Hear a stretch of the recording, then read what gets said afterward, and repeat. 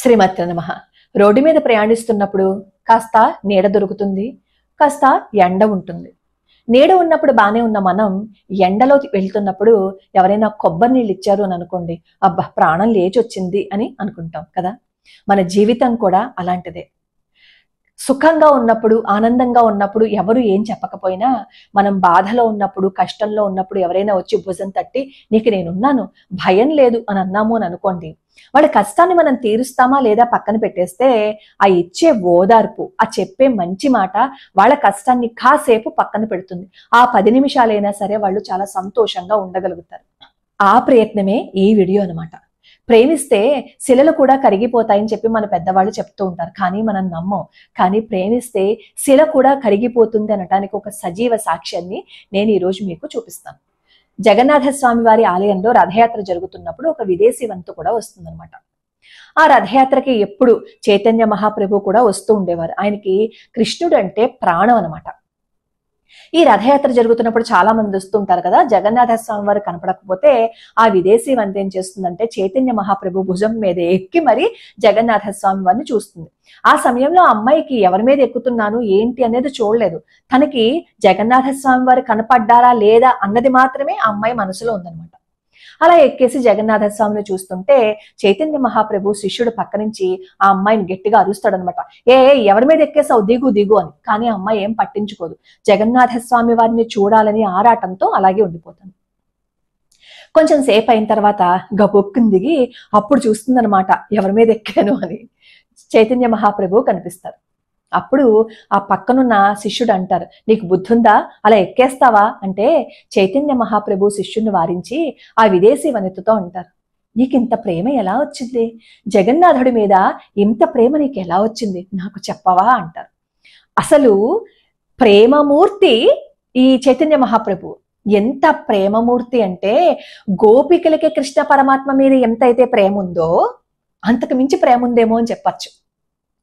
అసలు మనకి చైతన్య చరితామృతం ఏం చెప్తుందంటే కృష్ణ పరమాత్మకి చైతన్య మహాప్రభుకి అసలు తేడా ఏం లేదు. ప్రేమని చూపించడం కోసమే కృష్ణ పరమాత్మ భూలోకంలో చైతన్య మహాప్రభువుగా జన్మించారు, అవతారం ఎత్తారు అని చెప్పి చెప్తారు. గోపికల ప్రేమ కూడా అంతే కదా. వాళ్ళు బ్రహ్మదేవుని కూడా తిడతారు, ఎందుకయ్యా మాకు ఈ రెప్పలు ఇచ్చావు, ఆ రెప్పలు వేస్తున్న క్షణంలో మేము మా కృష్ణుని చూడలేకపోతున్నాం కదా, నీకు అసలు సృష్టించడమే రాదు అని చెప్పి వాళ్ళు కళ్ళ నీళ్లు పెట్టుకుంటారు. అంటే ఆ రెప్పపాటు వేసే సమయాన్ని కూడా వాళ్ళు వృధా చేసుకోవాలని అనుకోవటం లేదనమాట కృష్ణ పరమాత్మని చూడకుండా. అది ప్రేమ అంటే. అంత శరణాగతి చేశారు, అంత ప్రేమించారు కాబట్టే కృష్ణ పరమాత్మ గోపికల కోసం వచ్చేశారు. ఏదైనా చేయడానికి ఆయన సిద్ధపడ్డారు. అలా మనం ప్రేమించగలిగితే మన జీవితం ధన్యమైపోదా చెప్పండి. అలా చైతన్య మహాప్రభు కూడా ప్రేమించారు కాబట్టే శిల కూడా కరిగిపోయింది. జగన్నాథ స్వామి వారి ఆలయంలో జగన్నాథ స్వామి వారికి ఆషాఢ మాసంలో ఏం చేస్తారు అంటే స్నానం చేస్తారు. స్నానయాత్ర అని చెప్పి చెప్తారనమాట.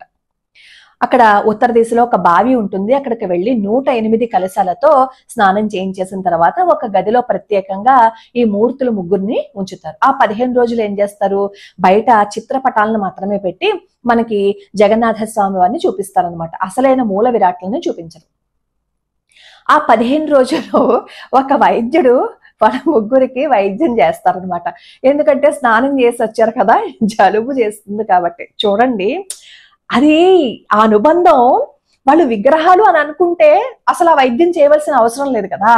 కానీ అక్కడ జగన్నాథ స్వామి, సుభద్రమ్మ, బలభద్రుడు ఉన్నారని అనుకున్నారు కాబట్టే వైద్యం చేస్తున్నారు.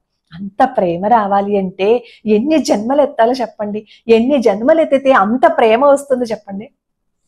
సరే, మరి ఆ 15 రోజులు భక్తులేమో జగన్నాథ స్వామి వారిని చూడడానికి వీలు పడదు. అప్పుడు ఏం చేస్తారు అంటే ఈ పూరి జగన్నాథ స్వామి వారి ఆలయానికి 23 కిలోమీటర్ల దూరంలో బ్రహ్మగిరి అని ఉందన్నమాట. అక్కడ అళల్గిరినాథుడు అని స్వామివారు. అక్కడ నారాయణుణ్ణి బ్రహ్మగారు ప్రతిష్ఠించారు అని చెప్పి చెప్తారు. అక్కడ స్వామివారు ఉంటారు అని చెప్పి ఈ 15 రోజులు అక్కడికి వెళ్ళి స్వామివారిని దర్శనం చేసుకుంటారు. చైతన్య మహాప్రభుకి విరహవేదన అనమాట. స్వామి వారిని ఒక్క క్షణం కూడా విడిచి ఉండలేరు. అప్పుడు మీరు అంటారు, మనసులో ప్రతిష్ఠించుకుంటే స్వామివారు ఎదురుగుండా కనిపిస్తారు కదా, మరి అలాంటప్పుడు మూర్తులని ఒక గదిలో పెట్టేస్తే చైతన్య మహాప్రభుకి ఎందుకంత విరహవేదన అని. మనకి అమ్మ మీద ప్రేమ ఉంటుంది, అమ్మని ఎప్పుడు చూస్తూనే ఉంటాం, స్మరించుకుంటూనే ఉంటాం. కానీ అమ్మ ఎదురుగుండా కనపడేటప్పుడు మనకి ఇంకెంత ఆనందంగా ఉంటుంది. అమ్మని వదిలి వెళ్ళాలి అని అనిపించదు కదా. అలా జగన్నాథుడిని చూస్తూ వదిలి ఉండలేని స్థితిలో ఉండేవారు చైతన్య మహాప్రభు. అందుకని ఈ చైతన్య మహాప్రభు ఏం చేశారంటే అళర్గిరినాథుడిని చూడటానికి బ్రహ్మగిరి వెళ్తారు. ఆయన్ని చూడగానే సాష్టాంగం చేస్తారన్నమాట. సాష్టాంగం చేస్తే చైతన్య మహాప్రభు సాష్టాంగం చేస్తే ఆయన శరీర భాగాలు ఆ రాతికి ఎక్కడైతే తగిలాయో అక్కడ రాయి కరిగిపోయింది. రాయి వెన్నలా కరిగిపోయింది అంటే ఈయన ప్రేమకి ఆ శిల కూడా కరిగిపోయింది కదా. అంత ప్రేమ ఉందన్నమాట. అది మనకి చూపించటం కోసమే ఆ అద్భుతం అక్కడ జరిగిందేమో అని అనిపిస్తుంది. ఈ రోజుకి మీరు అక్కడికి వెళ్తే చైతన్య మహాప్రభు ఏ శిల మీదైతే సాష్టాంగం చేశారో అక్కడ స్వామి వారి యొక్క అవయవాలు ఎక్కడెక్కడైతే తగిలాయో అక్కడ రాయి కరిగిపోయి మనకి కనిపిస్తుంది. అది ప్రేమ అంటే. విరహాన్ని భరించలేకపోతున్నాను, నేను తట్టుకోలేకపోతున్నాను అనే స్థితికి మనం వెళ్తే భగవంతుడు అలా దిగి వచ్చేస్తాడు, మన కోసం ఏదైనా చేస్తాడనమాట. శిలని కూడా కరిగించే శక్తి ప్రేమకున్నప్పుడు మనం ఎందుకు ఆ ప్రేమతత్వాన్ని పెంచుకోలేకపోతున్నాము? పైకి ప్రేమగా మాట్లాడడం కాదు, ఇక్కడ కూడా ప్రేమ ఉండాలి. మాటతో ప్రేమ వస్తే సరిపోదు, మన ఆలోచనల్లో ప్రేమ ఉండాలి, మన చేతల్లో ప్రేమ ఉండాలి, మన మనసులో ప్రేమ ఉండాలి. మనం చేసే ప్రతి పని ప్రేమతో ముడిపడిపోయి ఉంటే భగవంతుడు అప్పుడు వస్తాడు. కానీ మనం చేస్తున్నది ఏంటంటే నిత్యం ద్వేషం, అసూయ, కోపం దేంతో రగిలిపోతూ ఉంటాం. పైకి మాత్రం ప్రేమ ప్రేమ అంటాం. ప్రేమ ప్రేమ అనటం కాదు, ప్రేమని మన శరీరంలో నింపేసుకోవాలి. మన శరీరంలో రక్తం ఏ విధంగా ప్రవహిస్తుందో ప్రేమ ఆ విధంగా ప్రవహిస్తే శిలనే కరిగించేశారు కదా చైతన్య మహాప్రభువు. మనుషులు కరగరా చెప్పండి? అలా అంటే మనుషులు రాతి కంటా కఠినమైన వాళ్ళు అని నాకు కింద కామెంట్లు పెడతారు. కానీ ప్రయత్నిస్తే ఏదైనా సాధ్యమే అవుతుంది, అసాధ్యం అంటూ ఏదీ ఉండదు. ఆ అళర్గిరినాథ స్వామి వారి ఆలయంలో ఒక అద్భుతం జరిగిందనమాట. శ్రీకేతన అని అక్కడ అర్చకుడు ప్రతిరోజు స్వామి వారికి చక్కగా పూజ చేసి నైవేద్యం అవన్నీ సమర్పణ చేస్తూ ఉండేవారు. ఆయనకి ఒక కొడుకు మధు అనమాట. ఒకరోజు ఈ శ్రీకేతన బయటికి వెళ్ళవలసి వస్తుంది. కొడుకుని పిలిచి, నేను బయటికి వెళ్తున్నాను, ఈ 3 రోజులు నువ్వు స్వామి వారికి నివేదన పెట్టాలి అని చెప్పి అంటే మధు అంటాడు, ఆ నివేదన చేయటానికి నాకు మంత్రాలు ఏమైనా వచ్చా? నువ్వు నివేదన పెట్టి రమ్మంటున్నావు, నేను చిన్న పిల్లాన్ని కదా అంటాడు.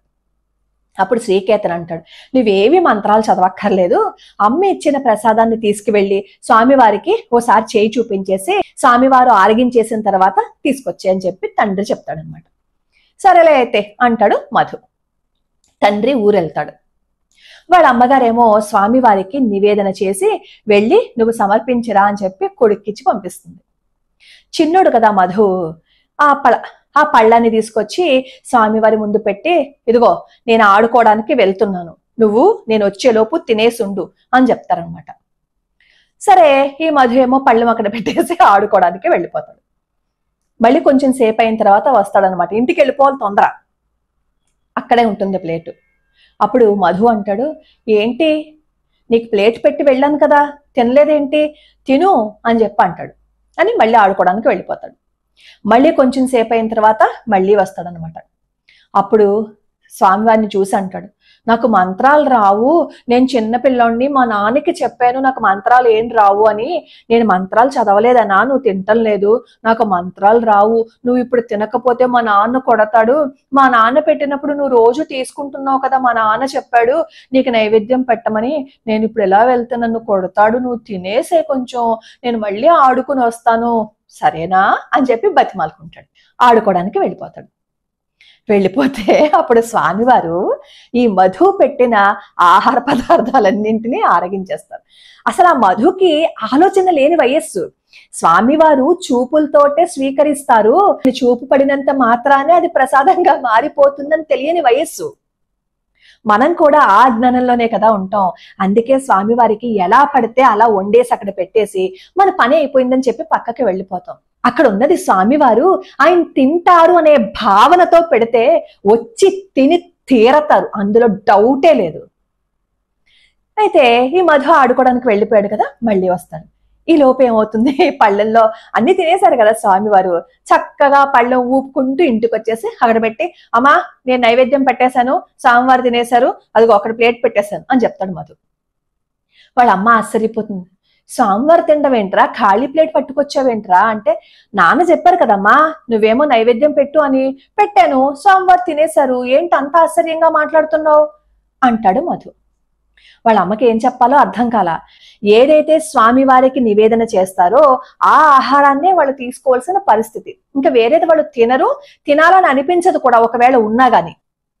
అలా 3 రోజులు చేస్తాడు మధు. 3 రోజులు ఇంట్లో మధు ఉపవాసమే ఉంటాడు, వాళ్ళ అమ్మ కూడా ఉపవాసమే. ఎందుకంటే స్వామివారికి నైవేద్యం పెట్టిన తర్వాత వాళ్ళు తినే అలవాటు. కానీ ప్రతిరోజు ఖాళీ పళ్ళం తీసుకొస్తున్నాడే మధు. వాళ్ళ నాన్న వస్తాడు.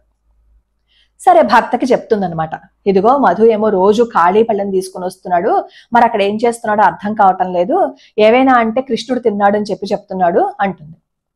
సరే ఆ రోజు కూడా ఈ శ్రీకేతన్ ఏం చేస్తారు అంటే, మధుకి ప్లేట్ ఇచ్చి నువ్వు వెళ్ళి పెట్టిరాపో అని చెప్పి పాయసాన్నాన్ని ఇస్తారనమాట.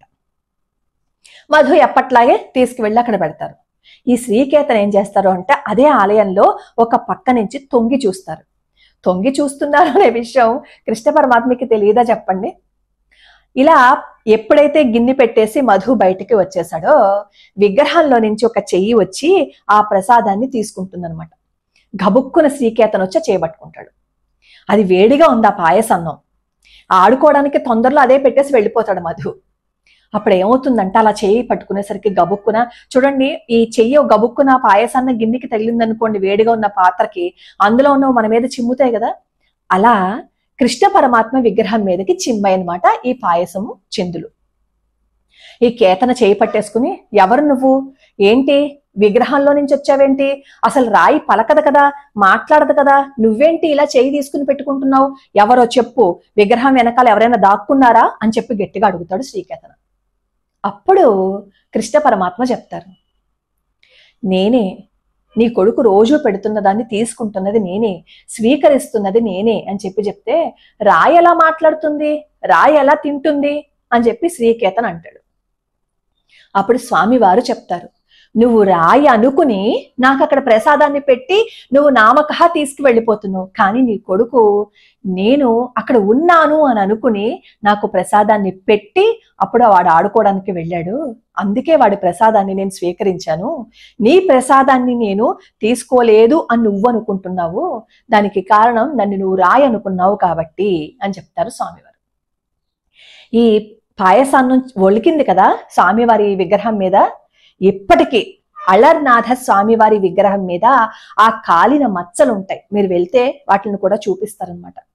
అప్పుడు శ్రీకేతన్ ఏడుస్తాడు, ఎంత తప్పు చేశాను, ఎంత వయసు వచ్చింది, ప్రతిరోజు నువ్వు రాయి అనుకునే నేను నీకు నైవేద్యం పెట్టాను, కానీ కృష్ణ నిన్ను కృష్ణాని తలుచుకుని పెట్టుంటుంటే నా జీవితం ఎంత ధన్యమైపోయి ఉండేది, ఏమీ తెలియని పసివాడు నిన్ను గ్రహించాడు, అందుకే నువ్వు అక్కడ ఉన్నావని చెప్పి పెట్టి వెళ్ళిపోయాడు, వాడికి మంత్రం రాదు, తంత్రం రాదు, ఏమీ రాదు, ప్రేమతో నిన్ను ఆకట్టుకున్నాడు, ఆ ప్రేమ నాకు లేకపోయిందే అని ఏడుస్తాడనమాట. ఈ రోజుకి మీరు ఆలయానికి వెళ్తే విగ్రహం మీద కాలిన మచ్చలు చూడొచ్చు, ఆ రాయి కరిగిపోయిన ఆనవాళ్లను కూడా మనం చూడొచ్చు. బ్రహ్మగిరి అని పూరికి 23 కిలోమీటర్ల దూరంలో ఉంది అళల్గిరినాథ స్వామి వారి ఆలయం. ప్రేమతో ఏదైనా సాధించవచ్చు. మనకి కష్టం గాని బాధ గాని ఉన్నప్పుడు ఇలాంటి భక్తుల చరిత్రలు వింటే ఆ కష్టాన్ని తట్టుకునే ధైర్యం మనకి వస్తుంది. జీవితంలో ప్రతి వాడికి కష్టాలు బాధలు ఉంటూనే ఉంటాయి. ఎంత గొప్పవాడైనా సరే వాడు కష్టం నుంచి బాధ నుంచి తప్పించుకోలేరు. కర్మ ఫలితాన్ని ఎవరైనా అనుభవించవలసిందే. కానీ ఆ అనుభవిస్తున్నప్పుడు ఇలాంటి వాళ్ళ చరిత్రలు మనం విన్నాము అనుకోండి, మనకి బూస్టింగ్ అన్నమాట. నడవలేని వాడు చిన్నపిల్లాడు అప్పుడప్పుడు అడుగులు వేస్తూ ఉంటాడు, వాడికి మనం సపోర్ట్ ఇస్తే ఏం చేస్తాడు, నడుచుకుంటూ వెళ్ళిపోతాడు కదా. అలానే కష్టాల్లో ఉన్న మనకి భగవద్భక్తుల చరిత్రలు వింటే మరింత భక్తి మనకి భగవంతుడి మీద ఏర్పడుతుంది. అప్పుడు ఇంకా అనుగ్రహం మనకి కలుగుతుంది. కానీ మనం అది చెయ్యట్లేదు. కష్టం వచ్చినా బాధ వచ్చినా భగవంతుణ్ణి తిట్టి పోసేస్తాం. ఛీ, మాకు ఇది జరగలేదు, దేవుడు ఉన్నాడా, దేవుడు లేడు అని మనం మాట్లాడుతున్నాం కాబట్టే ఇంకా పాపాన్ని మనం పోగేసుకుంటున్నాం. కానీ కష్టం వచ్చినా సుఖం వచ్చినా ఎవరికైనా వస్తాయి. ఎవరికి రావు కష్టాలు చెప్పండి? ప్రతి మనిషి జీవితంలోనూ ఉంటాయి. అప్పుడు కూడా స్వామి నాకు ఈ కష్టాన్ని తట్టుకునే శక్తి ఇవ్వయ్యా, నువ్వు ఉన్నావని నాకు తెలుసయ్యా, ఏదైనా ఒక మార్గం చూపయ్యా అని పరిపూర్ణ శరణాగతి చేస్తే జీవితం మారిపోతుంది. ఇంత అద్భుతమైన కథ విన్నాక కూడా మనకి బాధ అనేది ఉంటుందా చెప్పండి? మనుషులం కాబట్టి ఉంటుంది. కానీ ప్రయత్నపూర్వకంగా మన మనస్సుని భగవంతుడి మీదకి తిప్పితే కష్టము బాధ ఇవన్నీ మర్చిపోతాం. అన్నట్టు మీకు చెప్పనే లేదు కదా, ఈరోజు చైతన్య మహాప్రభు ఆవిర్భావ దినోత్సవం అన్నమాట. అందుకే మీకు ఈ కథ చెప్పాను. లోకా సమస్తా సుఖినో భవంతు, సర్వే జనా సుఖినో భవంతు.